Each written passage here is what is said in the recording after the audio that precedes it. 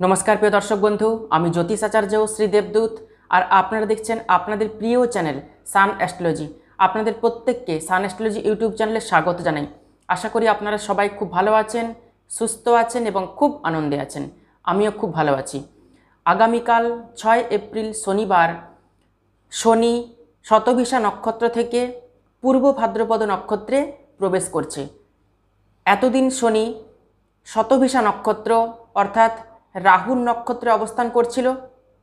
6 April থেকে শনি পূর্ব ভাদ্রপদ নক্ষত্র অর্থাৎ বৃহস্পতির নক্ষত্রে প্রবেশ করছে। বৃহস্পতি অর্থাৎ বৃহৎ যে পতি সেই হলো বৃহস্পতি। বৃহস্পতি আমাদের জ্ঞান দেয়, প্রজ্ঞা দেয়, জীবনে উন্নতি দেয়, প্রসপারিটি এবং ভ্যালু তৈরি করতে সাহায্য করে। তাই 12টি রাশির জীবনে শনির পূর্ব ভাদ্রপদ নক্ষত্রে প্রবেশ কি পরিবর্তন আনতে চলেছে তা নিয়ে আজকের এই বিশেষ ভিডিও। তাই ভিডিওটি শেষ পর্যন্ত দেখার অনুরোধ রইল। শনি এতদিন শতভিষা নক্ষত্রে অর্থাৎ রাহুর নক্ষত্রে অবস্থান করার ফলে আপনাদের জীবনে অনেক সমস্যা, অনেক কষ্ট এবং অনেক অসফলতা এসেছিল। যে কোনো কাজে খুব বাধা আসছিল, আপনারা সফল হতে পারছিলেন না, জীবন একটা ছন্ন ছাড়ার মতো পরিস্থিতি তৈরি হয়েছিল। কিন্তু শনি 6 তারিখ পূর্ব ভাদ্রপদ নক্ষত্রে প্রবেশের ফলে আপনাদের প্রত্যেকটি রাশির জীবনে সফলতা আসবে। কারণ শনির সঙ্গে বৃহস্পতির সম্পর্ক কিন্তু খুব ভালো। তাই শনি বৃহস্পতির নক্ষত্রে চলে যাওয়ার ফলে 12টি রাশির জীবনে বিশেষ কিছু কিছু ক্ষেত্রে কিন্তু পরিবর্তন আসতে চলেছে। তাই 12টি রাশির সম্পর্কে আজকে বিস্তারিতভাবে এই ভিডিওতে পর্যালোচনা করব। শনি এখন বর্তমানে বসে রয়েছে কুম্ভ রাশির ঘরে, আর শনি পূর্ব ভাদ্রপদ নক্ষত্রে চলে আসছে। পূর্ব ভাদ্রপদ নক্ষত্র হলো বৃহস্পতির নক্ষত্র। বৃহস্পতি এখন অবস্থান করছে মেষ রাশির ঘরে। 1 মে অর্থাৎ 1 মে বৃহস্পতি চলে আসবে বৃষ রাশির ঘরে। সুতরাং প্রথমে আলোচনা করব মেষ রাশির জাতক জাতিকাদের জীবনে বা মেষ লগ্নের জাতক জাতিকাদের জীবনে শনির পূর্ব ভাদ্রপদ নক্ষত্রে প্রবেশ কি সুফল বা কুফল আনতে চলেছে। মেষ রাশি বা লগ্নের ক্ষেত্রে শনি একাদশে অবস্থান করছে।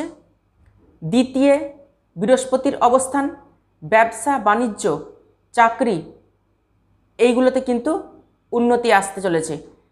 শারীরিকভাবে যারা অসুস্থ ছিলেন তারা কিন্তু শারীরিকভাবে সুস্থ হতে পারবেন এবং আরোগ্য লাভ করতে পারবেন। সোশ্যাল কন্ট্যাক্ট বাড়তে চলেছে আপনাদের এবং স্কিল কিন্তু বাড়বে, অর্থাৎ দক্ষতা বাড়বে। আপনারা একটু লং টার্মের প্ল্যান করে রাখবেন। এছাড়া আপনাদের জীবনে কোনো ধোঁকা আসতে পারে, প্রতারণা আসতে পারে, সতর্কভাবে এগোবেন। হঠাৎ কোনো প্রাপ্তির দিকে কিন্তু যাবেন না।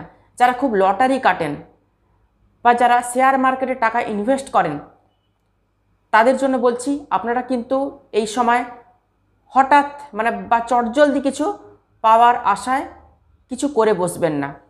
এরপর আসবো বৃষ রাশি বা বৃষ লগ্নের জাতক জাতিকাদের কী ফল আসতে চলেছে। উচ্চশিক্ষা, ব্যবসা, চাকরি, বিবাহ এবং আয়ভাব কিন্তু শুভ হচ্ছে এবং সঞ্চয় কিন্তু আপনাদের ভালো হবে। এর সঙ্গে কেরিয়ার এবং কর্মক্ষেত্রেও কিন্তু ভালো হতে চলেছে। আপনারা নতুন কিছু করতে পারবেন, আপনাদের রেপুটেশনও কিন্তু বাড়বে।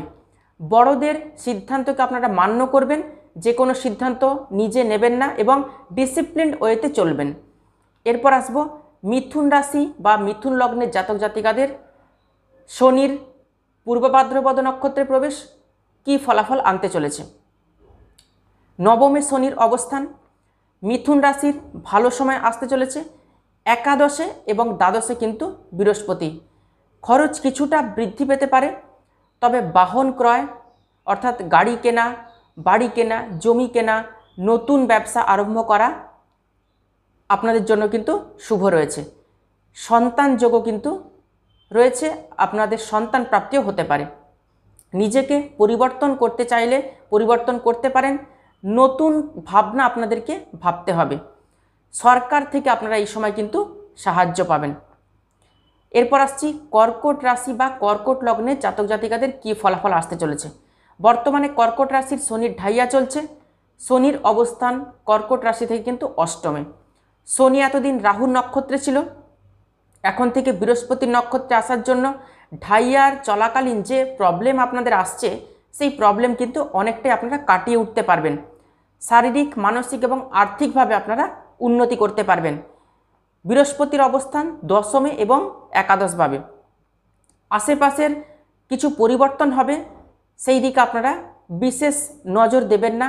আপনারা নিজেদের প্রতি স্কিল এবং একাগ্রতা এবং মনোনিবেশের মাধ্যমে নিজেকে উন্নত করার চেষ্টা করবেন।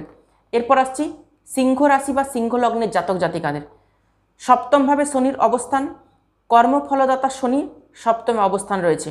কর্মক্ষেত্র ভালো হচ্ছে, ব্যস্ততা থাকবে। যারা কনস্ট্রাকশন বিজনেসের সঙ্গে যুক্ত রয়েছেন, প্রমোটিং করছেন, তাদের জন্য কিন্তু ভালো হচ্ছে। যাদের বিয়ে হচ্ছিল না তাদের কিন্তু বিয়ে হয়ে যাওয়ার সম্ভাবনা তৈরি হবে। বিবাহিত জীবন আপনাদের ভালো হচ্ছে এবং নতুন কাজকর্ম কিন্তু শুরু হবে। নিজেকে আপনারা একটু মোটিভেট করার চেষ্টা করবেন, এতে কিন্তু আপনাদের ভালো হবে। এরপর আসছি কন্যা রাশি বা কন্যা লগ্নের জাতক জাতিকাদের। শনির পূর্ব ভাদ্রপদ নক্ষত্রে প্রবেশ, কী ফল আসতে চলেছে। ষষ্ঠে শনির অবস্থান, শরীর নিয়ে যে ভোগান্তি হচ্ছিল সেই ভোগান্তি কিছুটা কমবে। মেডিকেল এক্সপেন্সেস যে বারবার হচ্ছিল তার থেকে আপনারা কিছুটা রিলিফ পাবেন। শরীর স্বাস্থ্য কিন্তু ভালো হতে চলেছে। যারা মেডিসিন ওরিয়েন্টেড কিছু ব্যবসা করছেন বা হিলিং প্রফেশনের সঙ্গে রয়েছেন, যারা ফিজিওথেরাপি করেন বা যারা রেইকি করেন, তাদের জন্য কিন্তু ভালো সময় আসতে চলেছে। পুরনো কথাবার্তাকে ভুলে নতুন কিছু করতে হবে আপনাদেরকে জীবনে, তাহলেই কিন্তু আপনারা উন্নতি এবং সফলতার মুখ দেখতে পাবেন। এরপর আসছি তুলা রাশি বা তুলা লগ্নের জাতক জাতিকাদের কী ফল আসতে চলেছে। পঞ্চমে শনির অবস্থান, সন্তানের জায়গাটা কিন্তু ভালো হচ্ছে। উচ্চশিক্ষার যোগও কিন্তু তৈরি হচ্ছে এই সময়। যাদের চাকরি চলে গেছে তারা কিন্তু নতুন কর্মে প্রবেশ করতে পারবেন। যাদের জীবনে বাধা আসছিল সেই বাধাগুলো কিন্তু কেটে যাবে। কর্মক্ষেত্রে সফলতা আসবে, সন্তান প্রাপ্তির যোগ রয়েছে। যারা কনসিভ করতে পারছিলেন না তারাও কিন্তু এই সময় কনসিভ করতে পারবেন। আপনাদের ডাইজেস্টিভ সিস্টেম, লিভার, স্টমাক, এই জায়গাগুলিতে আপনারা একটু খেয়াল রাখবেন। বেহিসাবি খরচ আপনারা একদমই কিন্তু করবেন না। আর বর্তমানে প্রেমিক প্রেমিকার থেকে কিন্তু কিছু ডিস্টার্ব আসতে পারে, সমস্যা আসতে পারে। প্রেমিক প্রেমিকাদের সঙ্গে ভেবে চিন্তে একটু কথা বলবেন। বৃশ্চিক রাশি বা বৃশ্চিক লগ্নের জাতক জাতিকাদের ক্ষেত্রে চতুর্থে শনির অবস্থান। বৃশ্চিক রাশি বা বৃশ্চিক লগ্নের শনির ঢাইয়া চলছে। রাহুর নক্ষত্রে থাকার কারণে এতদিন মায়ের শরীর স্বাস্থ্য খারাপ ছিল এবং নিজেকে নিয়েও আপনাদের খুব টেনশন ছিল। আপনাদের মানসিক অবসাদ বা নিজের শরীর কিন্তু অসুবিধার মধ্যে দিয়ে ছিল। এই জায়গাটায় আস্তে আস্তে ভালো হচ্ছে আপনাদের।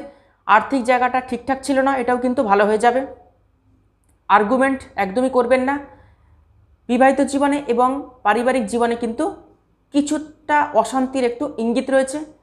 আপনারা মিলেমিশে থাকার চেষ্টা করবেন পারিবারিক জীবনে এবং আপনাদের পার্টনারের সাথে। প্রপার্টি নিয়ে কিন্তু কোনো সমস্যা আসতে পারে। আপনাদের কাজে বিশেষভাবে কিন্তু পরিবর্তন আসবে।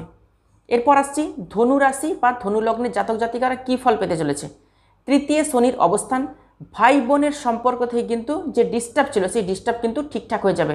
আপনাদের কমিউনিকেশন, যে যোগাযোগ যে ব্যাপারটা, সেটা কিন্তু ভালো হবে।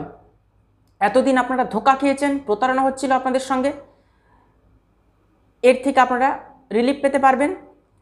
আপনারা ওভার ইমোশনাল কিন্তু হবেন না। প্রপার্টি এই সময় কেনাবেচা করতে পারেন। যে কোনো ডিল ভেবেচিন্তে করবেন, ধোঁকা হয়ে যেতে পারে। এরপর আসছি মকর রাশি বা মকর লগ্নে জাতক জাতিকাদের শনির পূর্ব ভাদ্রপদ নক্ষত্রে প্রবেশ, কী ফলাফল আসতে চলেছে। দ্বিতীয় শনির অবস্থান, 7.5 একটা লাস্ট ফেজ চলছে। এরপর ভালো সময় আসবে। এই সময় কিন্তু অর্থ সঞ্চয় করতে পারবেন। সোর্স অফ ইনকাম কিন্তু ভালো হচ্ছে। ভোকাল সিস্টেমে কিছু প্রবলেম আসতে পারে, অর্থাৎ গলার মধ্যে কোনো সমস্যা, দাঁতের মধ্যে সমস্যা, নাকের মধ্যে সমস্যা এবং চোখের মধ্যে কিন্তু কোনো সমস্যা আসতে পারে। ফ্যামিলিতে যে প্রবলেম ছিল সেই প্রবলেম কিন্তু মিটতে চলেছে। অর্থ একটু খরচ হতে পারে, ব্লাড প্রেশার বাড়তে পারে, এই জায়গাটা একটু খেয়াল রাখবেন। এরপর আসছি কুম্ভ রাশি বা কুম্ভ লগ্নের জাতক জাতিকাদের কি ফলাফল আসতে চলেছে। কুম্ভ রাশির নিজের ঘরেই শনির অবস্থান এবং পূর্ব ভাদ্রপদ নক্ষত্রে শনির প্রবেশ। সামান্য ইমপ্রুভমেন্ট হবে। 7.5 চলছে কুম্ভ রাশির জাতক জাতিকাদের। আপনাদেরকে প্ল্যানিং করে এগোতে হবে এবং নতুন কিছু করতে হবে। তৃতীয় এবং চতুর্থে বৃহস্পতির অবস্থান রয়েছে। পারিবারিক এবং সামাজিক জায়গাটা কিন্তু ভালো হচ্ছে এবং মায়ের শরীর স্বাস্থ্যও কিন্তু ধীরে ধীরে ভালো হবে। এরপর আসছি মীন রাশি বা মীন লগ্নের জাতক জাতিকাদের শনির পূর্ব ভাদ্রপদ নক্ষত্রে প্রবেশ কী ফলাফল আসতে চলেছে। দ্বাদশে শনির অবস্থান, মীন রাশিতে রাহুর অবস্থান। বর্তমানে মীন রাশি 7.5 চলছে। খরচ কিছুটা কমবে, তবে সেভিংসও কিন্তু হবে। বিদেশে এই সময় সেটেল হওয়ার সুযোগ আসবে। গুরুজনদের হেলথের দিকে আপনাদেরকে খেয়াল রাখতে হবে। যারা বিদেশে পড়াশোনা করতে চাইছিলেন তারা কিন্তু বিদেশে পড়াশোনা করতে পারবেন। যারা বিদেশে বাণিজ্য করতে চাইছিলেন তারাও কিন্তু বিদেশে ব্যবসা বাণিজ্য করতে পারবেন। তো আজকে শনির যে পূর্ব ভাদ্রপদ নক্ষত্রে প্রবেশ 12টি রাশি কেমন যাবে আলোচনা করলাম। আপনারা পারলে প্রতি শনিবার নিরামিষ আহার গ্রহণ করবেন। প্রতি শনিবার শনি মন্দিরে গিয়ে একটু তিল তেল দান করে আসবেন। আর প্রতিদিন স্নানের জলে 1 চিমটি কালো তিল দিয়ে স্নান করবেন। এতে শনির প্রকোপ থেকে আপনারা বাঁচতে পারবেন। ভিডিওটি ভালো লাগলে অবশ্যই ভিডিওটিতে লাইক করবেন আর ভিডিওটি বন্ধুবান্ধব আত্মীয় স্বজনদের মধ্যে প্রচুর শেয়ার করবেন। নতুন নতুন ভিডিও পেতে অবশ্যই চ্যানেলটিকে সাবস্ক্রাইব করে পাশে থাকা বেল আইকনটি প্রেস করে রাখবেন। তাহলে আজকে এই পর্যন্তই। সবাই খুব ভালো থাকবেন, সুস্থ থাকবেন। দেখা হচ্ছে আবার নতুন একটি ভিডিওতে। অসংখ্য ধন্যবাদ।